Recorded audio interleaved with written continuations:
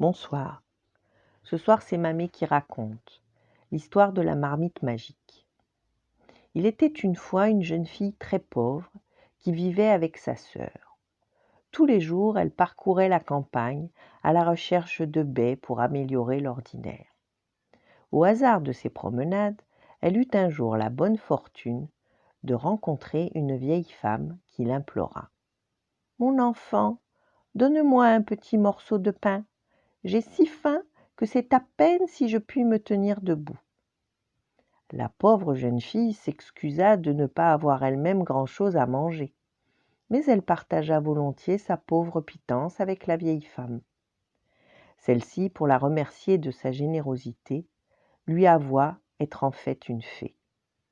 Elle lui fit alors cadeau d'une petite marmite, en disant « C'est une marmite magique. Tu n'auras qu'à dire « Cuisine, marmite !» et elle te fera cuire autant de purée que tu pourras souhaiter. Quand tu en auras assez, tu n'auras qu'à dire « Cesse, marmite !» Alors, après avoir remercié la fée, la jeune fille retourna à sa chaumière. De ce jour, sa sœur et elle purent se régaler de la meilleure purée du monde.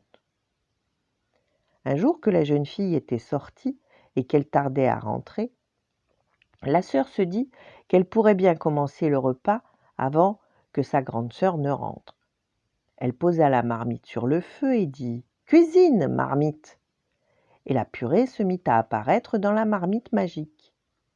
Mais la pauvre petite sœur avait oublié la formule pour que la marmite arrêtât sa cuisine.